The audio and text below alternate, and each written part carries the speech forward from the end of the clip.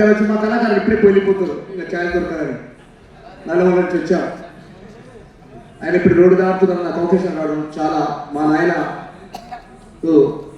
నాకు చాలా గౌరవం. జగ జన కరి జన రే జనకు జన జన రే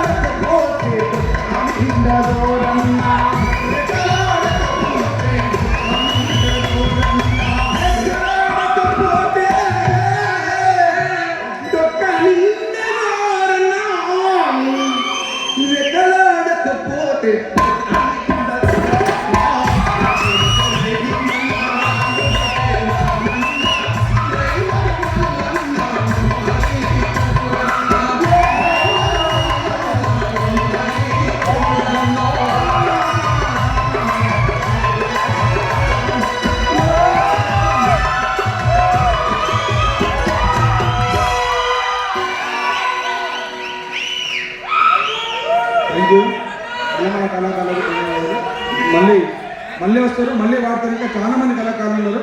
కాబట్టి ఇప్పుడు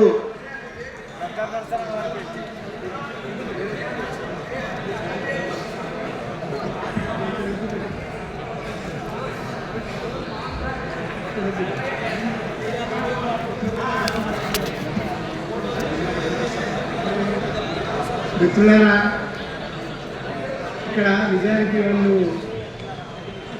ఈ రాష్ట్రానికి ఉప ముఖ్యమంత్రి ఇక్కడే ఉన్నాడు, మంత్రి ఉన్నారు, వీళ్ళందరూ ఉన్నారు కనుక వాళ్ళతో మాట్లాడించాల్సిన బాధ్యత ఉంది. నారాయణ గారు ఉన్నారు, కోరమూరి సాంబశివరావు ఉన్నారు, మధ్యాస్కి గారు ఉన్నారు. కనుక మీరు కొంచెం ఓపిక పడితే తర్వాత అన్నీ కూడా కన్సల్టెంట్ వస్తే కనుక దయచేసి కోఆపరేట్ చేయండి. అయ్యో, అది తర్వాత అన్నీ మన పాటలే కనుక ప్లీజ్. ఇప్పుడు తమిళనాడు బీసీకే పార్లమెంట్ సభ్యులు ఫౌండరు, అక్కడి నుంచి గద్దర్ కోసం మాట్లాడడానికి వచ్చిన తిరుమలవని గారిని ఇప్పుడు మాట్లాడవలసిందిగా కోరుతున్నాను. గద్దర్ గారు మా మధ్యన ఎన్నో విభేదాలు ఉన్నప్పుడు కూడా వ్యక్తిగతంగా మాకు ఎప్పుడు ఎటువంటి విభేదాలు లేవు. తెలంగాణ ఉద్యమంలో కలిసి తెలంగాణ కోసం పోరాడేటటువంటి ఒక వ్యక్తి గద్దర్ గారు. నేను పార్టీ జనరల్ సెక్రటరీ అయినప్పుడు మొట్టమొదటిసారిగా మా ఇంటికి రావడము, ఎట్లయినా బీజేపీ నేషనల్ లీడర్స్ని ఒప్పించి ఏదైనా చేయాలి, రామచంద్ర తొందరగా తీసుకురావాలి బిల్లు అది అని చెప్పి అప్పుడు అద్వానీ గారి దగ్గరికి, రాజ్నాథ్ సింగ్ గారి దగ్గరికి వారు వ్యక్తిగతంగా రావటము, వారి సభలో వారిని కలవటము, ఇవన్నీ జరిగినాయి. ఇవన్నీ అందరికి తెలిసింది, ఎందుకంటే ఇది రికార్డెడ్ వాళ్ళు. అయితే గద్దర్ గారికి నాకు ఒక వ్యక్తిగతమైన సంబంధం ఏంటంటే, వారు మా నాన్నగారి స్టూడెంట్. నా దగ్గరకు వచ్చి మా ఫాదర్ని చూసి చాలా సంతోషపడ్డాడు.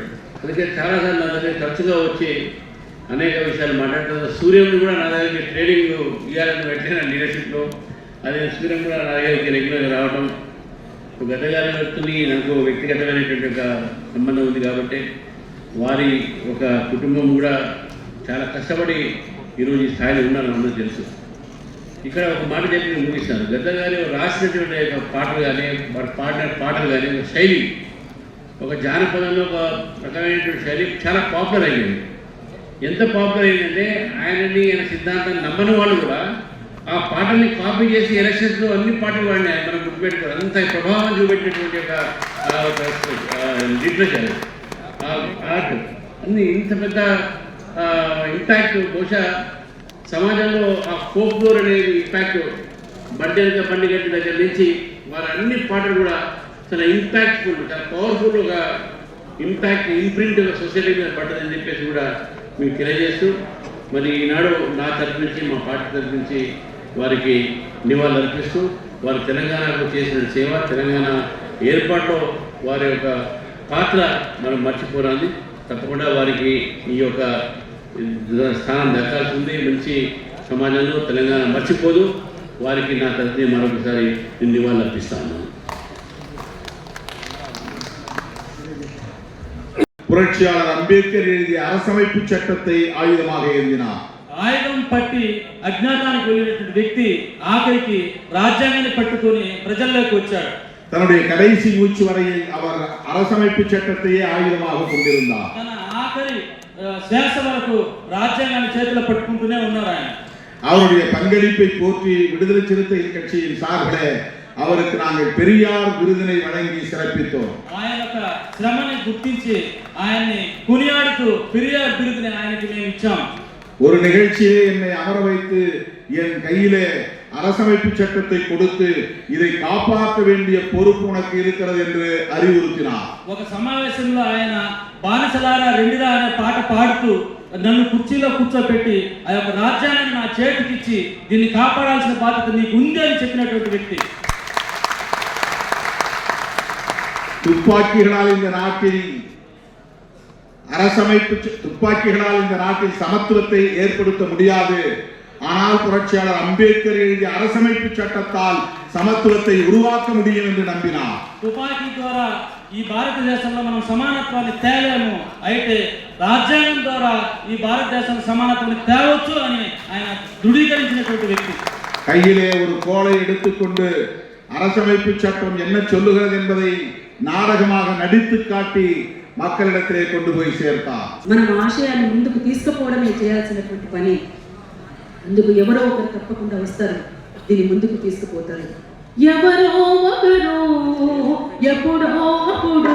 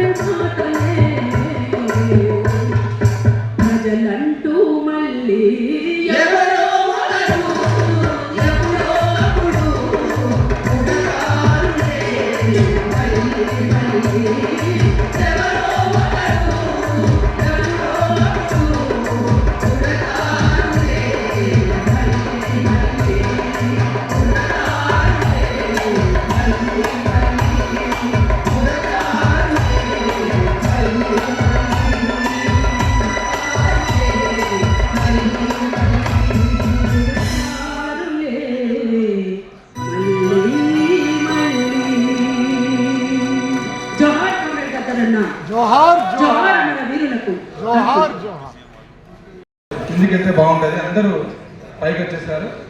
వేదికకి ఇరువైపులు ఉన్నటువంటి వాళ్ళు ప్లీజ్ నేను ఇంకా తిరగండి. అందరు ప్లీజ్ అన్న ముందుకు పోండి. అందరు ప్లీజ్ అటువైపు కూడా. పుట్టరిక పుట్టరు. ఎంతో మంది కళాకారులు తెలంగాణ గడ్డ మీద పుట్టిన కళాకారుల బిడ్డలందరికీ కూడా నేను అభినందనలు తెలియజేస్తున్నా. కానీ వంగపండు ప్రసాదరావు, గద్దరం మామయ్య, విమలక్క వీళ్ళందరూ స్ఫూర్తి ప్రతి ఒక్క కళాకారులకు కూడా ఉంటుందని చెప్తూ ఇక్కడ గద్దరం మామయ్య అరే బావా నేను ఇక్కడ ఈ పాట రాశాను రా అని నాన్నకి అక్కడ అడుగుతుండేవాడు. ఇప్పుడు ఒక అన్న పాడాడు, దుక్కులు దున్నిన రైతు సాతులకు బేడీలెందుకు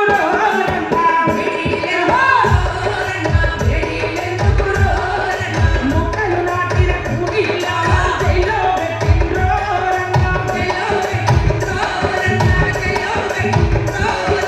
ఇక్కడ గద్దరమావయ్య ఈ పాట అంటే అక్కడ నాన్న యంత్ర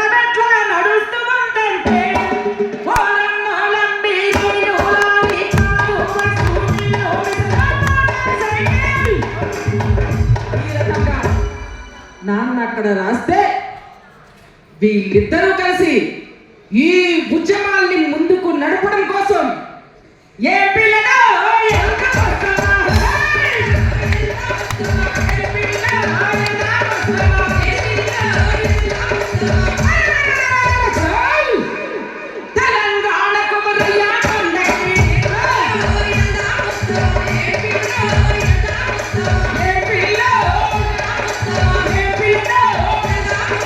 శ్రీకాకుళం శ్రీకాకుళంలో శివ కొండకి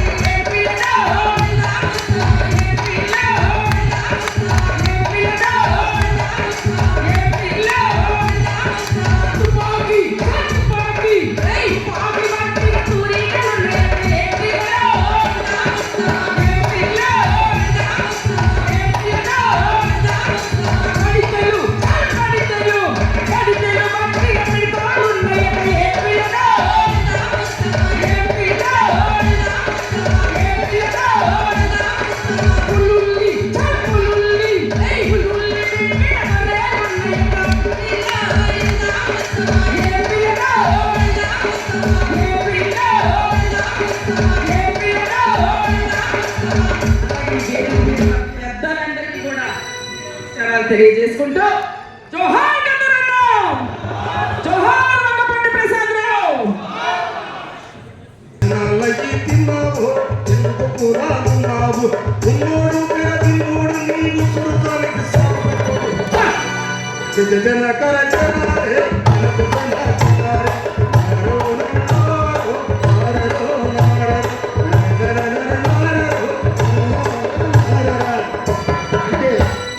నేను ఆ గద్దరన్న పాటను ఆలోచించుకున్నా కాబట్టి నా ఒక్కరిన్నప్పుడు కూడా వాడుకుంటా. నా పొలగాడు తిరుగుతాడు, నేను ఆ ఉరగించిన కూడా ఈ పాట పాడుకుంటాను. ఉరగించిన పాట నాయకుడు ఏందని కనబడతాం అంటే ఆ పాట దుక్కులో దున్నిన రైతు సేతులకు బేడీలందుకు